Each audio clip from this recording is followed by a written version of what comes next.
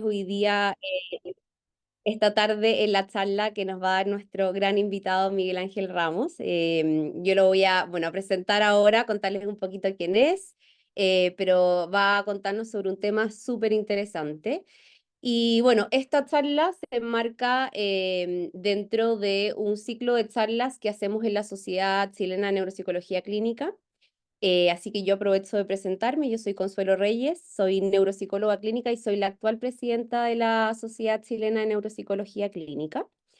Y como les decía, esta charla se enmarca dentro de distintas actividades de extensión que hacemos como sociedad, con la idea obviamente de visibilizar nuestra disciplina y distintas temáticas que son relevantes para nosotros, los neuropsicólogos clínicos, y también para otras profesiones con los cuales, o otras profesiones con los cuales trabajamos en la clínica, ¿cierto? Particularmente la charla que nos va a entregar hoy día Miguel Ángel está dentro de un grupo específico de charlas que va enfocado como a las buenas prácticas, donde hablamos sobre temas relevantes para nosotros poder tener una mejor práctica clínica. Ya, bueno, Miguel Ángel Ramos, él es neuropsicólogo clínico, él es miembro de la Sociedad Chilena de Neuropsicología Clínica. Tiene un máster en neuropsicología clínica por la Universidad Pablo de Olavide de España y un máster en gerontología clínica por la Universidad Mayor de Chile. También tiene diplomado en neuropsicología y neuropsiquiatría del adulto de la Universidad Católica de Chile y realizó una estadía de perfeccionamiento en evaluación y rehabilitación neuropsicológica en la Universidad Diego Portales. Así que hay un gran currículum el que tiene Miguel Ángel, ¿cierto? Hoy día es becario ANIT, se encuentra realizando su formación doctoral en el Laboratorio de Neurociencias Cognitivas de la Universidad Católica del Norte. Y desde el 2016, ¿cierto, Miguel Ángel? Eres cofundador e investigador principal del Centro de Investigación e Innovación de Gerontología Aplicada, CIGAP, de Universidad Santo Tomás, universidad a la cual también tú eres parte del claustro académico y docente, ¿cierto?, del Magíster de Gerontología Clínica em, de esa universidad. Tu línea de investigación, ¿cierto?, ha estado enfocada en el deterioro cognitivo y en las demencias, y bueno, hoy día particularmente nos traes un tema bien relevante, que es la evaluación neuropsicológica del deterioro cognitivo en personas con bajo nivel educativo. Un tema, como les digo, creo que es muy relevante, sobre todo también en nuestra sociedad. Así que eso, bueno, los invito a que vayan escribiendo sus preguntas a lo largo de que Miguel Ángel vaya dando su charla. Al final vamos a tener un espacio para poder responder a esas preguntas o hacer otras preguntas, así que muy bienvenidos todos también a prender sus micrófonos, como le digo, sus cámaras, si quieren ir haciendo preguntas en esa instancia, para generar también un momento de discusión, poder elaborar quizás este tema que nos va a presentar Miguel Ángel. Así que eso, por favor disfrútenlo mucho y nada, a ti Miguel Ángel, pero muchísimas, muchísimas gracias por estar acá. De verdad, un honor tenerte aquí presentando este tema también que yo creo que te apasiona muchísimo. Así que nada, te dejo a ti con el micrófono. No sé si se me escapa algo, bueno, cualquier cosita y lo van anotando las preguntas. Bien, hola, ¿qué tal a todos? Muy buenas tardes. Consuelo, muchísimas gracias por contribuir con esta instancia, por invitarme. Yo encantado de participar en la Sociedad Chilena de Neuropsicología Clínica. Siempre me ha gustado mucho esta disciplina, desde el segundo año de psicología que quería ser neuropsicólogo y lo he perseguido hasta la fecha. Así que para mí estas instancias son de verdad muy, muy importantes. Y particularmente me he ido decantando por el deterioro cognitivo a lo largo de mi carrera académica, investigativa y clínica. Y pienso que este tema es súper relevante para nuestro país, así que quiero aportar con este granito de arena en cuanto a, bueno, cómo evaluar a estas personas, qué cosas se recomiendan, qué cosas no habría que hacer. Y bueno, seguramente se me van a caer muchas cosas en el tintero, pero estaré atento a sus preguntas, así que damos inicio a esta charla, ¿no? Bien, entonces, ahora sí. Comentarles que la demencia es un síndrome bastante complejo que se proyecta al triple de aquí al 2050 en países de bajo ingreso y mediano ingreso como el nuestro. También es patología sumamente costosa, provoca discapacidad en personas mayores y es un verdadero desafío para los sistemas sanitarios, para las personas que padecen esta condición y también para las familias que rodean a esta persona que está perdiendo sus capacidades cognitivas y comienza a depender de su familia, que no entiende lo que ocurre, que no están capacitadas para el manejo de esta condición y que por lo tanto se vuelve algo tremendamente desafiante. Por lo tanto, es importante poder detectar oportunamente y de manera adecuada esta condición. Sin embargo, a nivel mundial existe una subdetección del 61,7%, siendo Reino Unido el país con mejor nivel de detección, digamos que alcanza un 47% su no detección, siendo así el país de mejor ranking. Y en contraparte tenemos cerca de un 90% de su detección en países asiáticos de bajo ingreso. Lamentablemente para América Latina no hay datos sobre estos temas, pero siempre se nos suele comparar con los países asiáticos de bajo ingreso. Uno de los problemas que contribuye con esta subdetección o error diagnóstico es el tema del sesgo educativo. Bien, y particularmente las personas con bajo nivel educativo suele ser el aspecto más desafiante. Con esto puedo decir que el mayor riesgo en personas con bajo nivel educativo es el falso positivo. Es decir que la persona tiene deterioro cognitivo cuando en realidad no lo tiene. Y eso en gran medida se debe por la selección de los test que solemos hacer y también por otras razones que iré desarrollando a lo largo de la charla.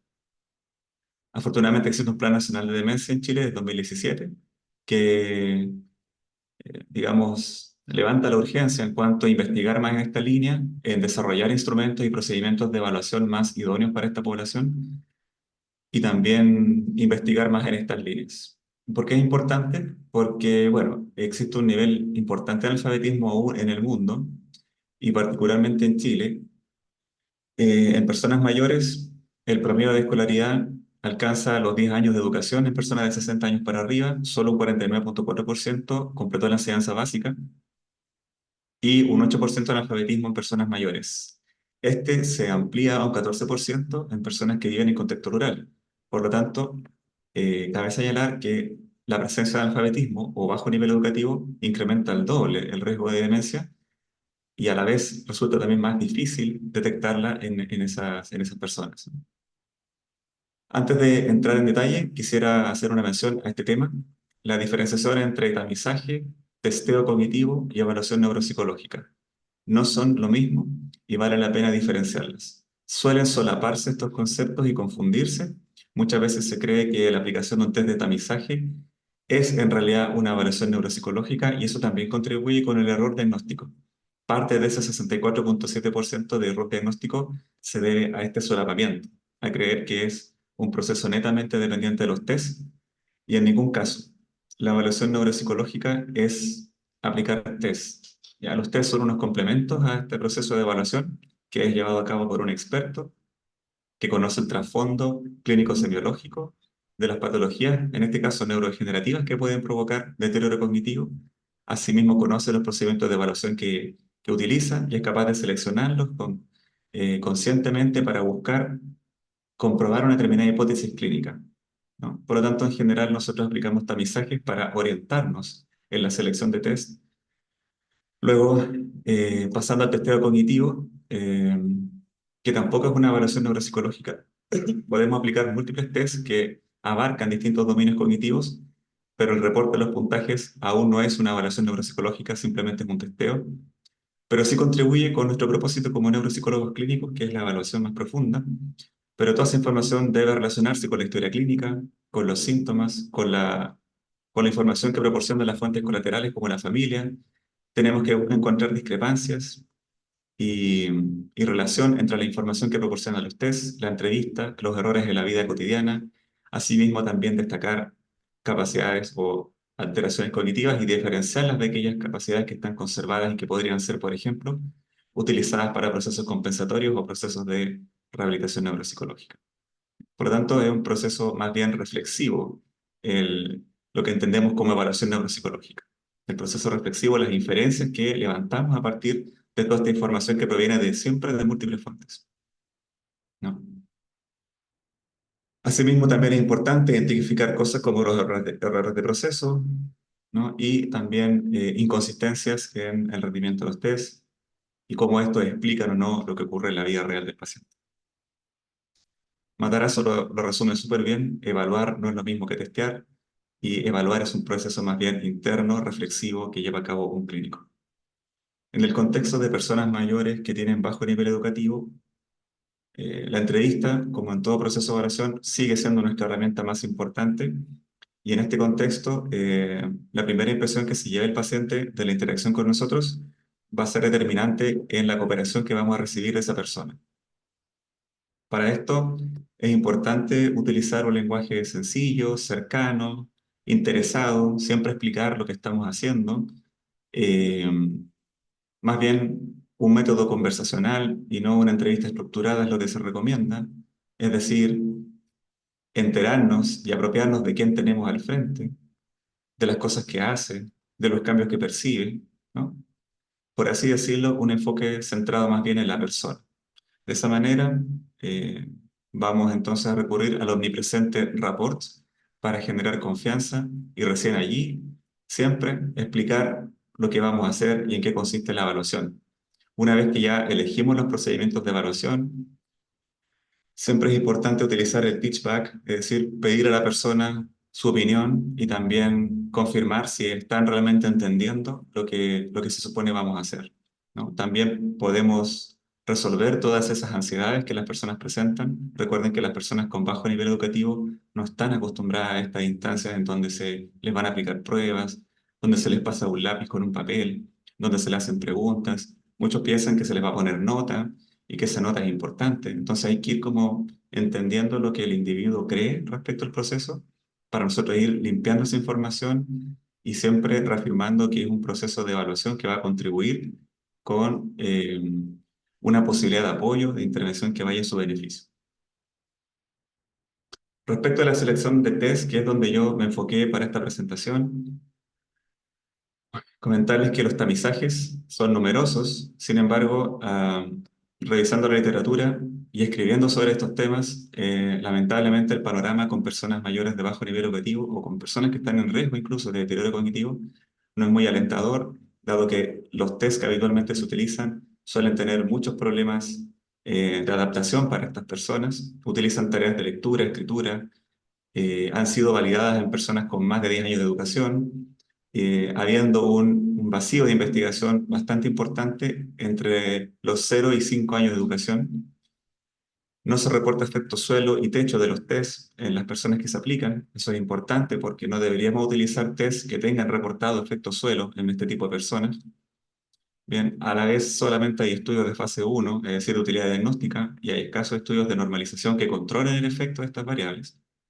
Y en muchos casos un porcentaje importante de la varianza del rendimiento de los test se explica por los años de educación, por lo tanto el riesgo de falso positivo es muy, muy alto. También hay otros tipos de problemas que son más comunes, como el excesivo tiempo de aplicación de los test, el uso de tareas de lápiz y papel, que en estos casos no se recomienda en absoluto.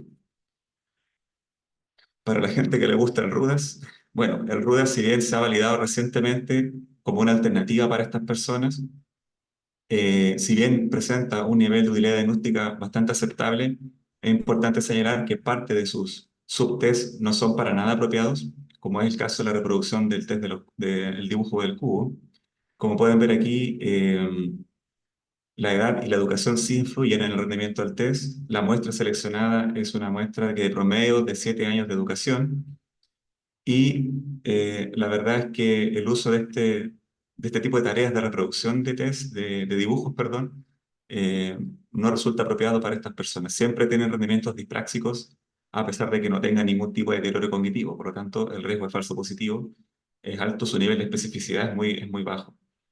La verdad es que los pacientes o la normalización del RUDAS, la validación del RUDAS original, reportaba que los sujetos utilizados en ese estudio eran de educación moderadamente alta, por lo tanto no se entiende cómo es que se piensa que este test podría ser útil en personas con muy bajo nivel educativo.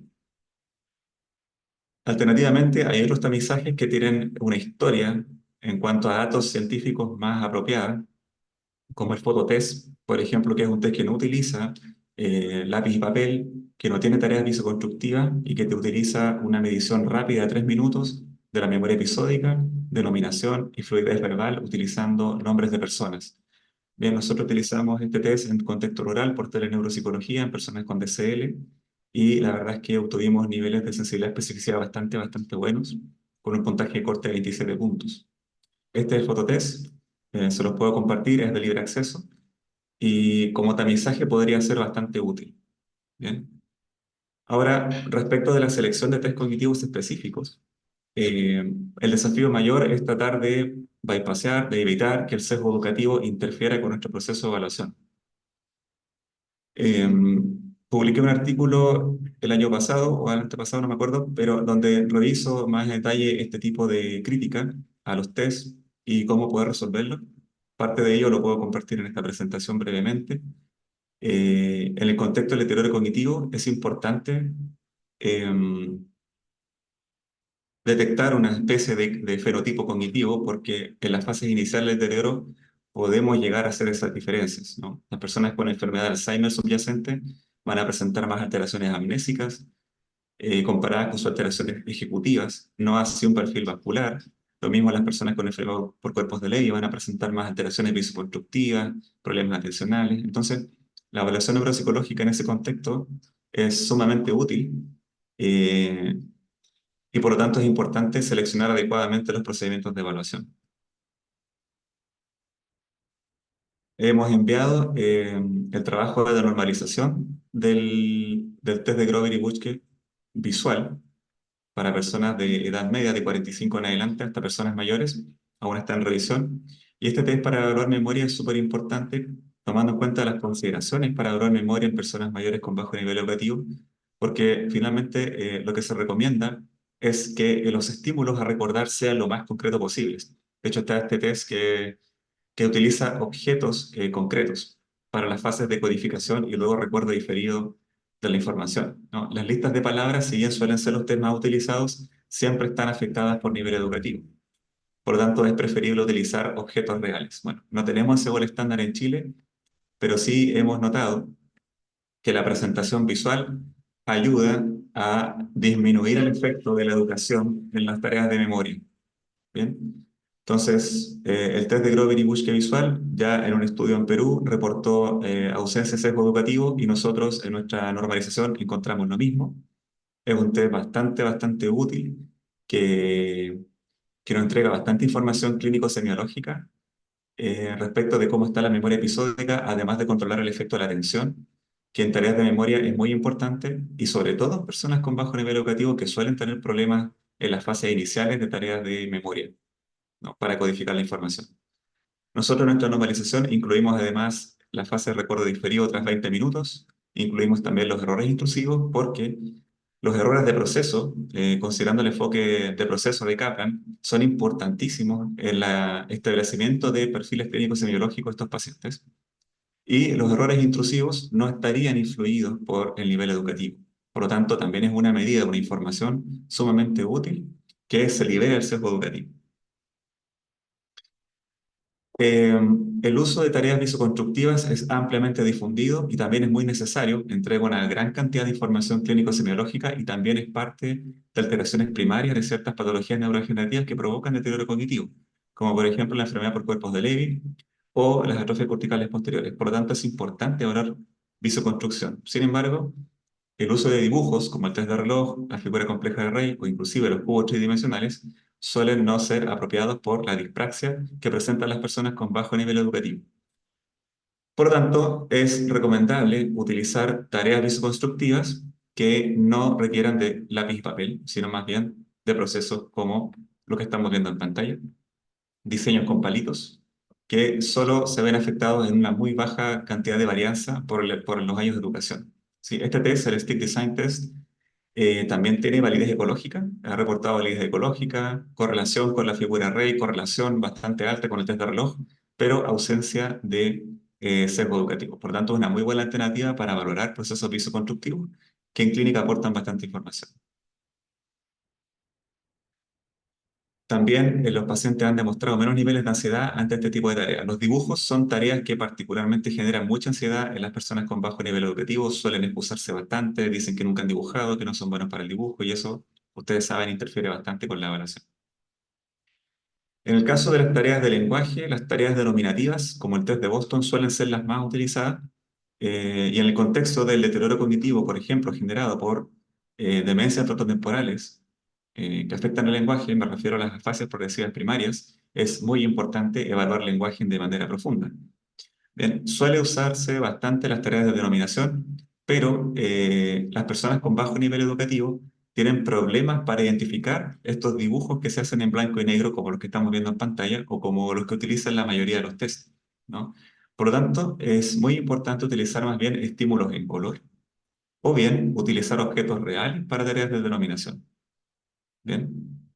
Asimismo, es importante incluir tareas de repetición, porque para la forma logopédica, por ejemplo, de la fase progresiva primaria, es allí donde vamos a encontrar mayor niveles de alteración.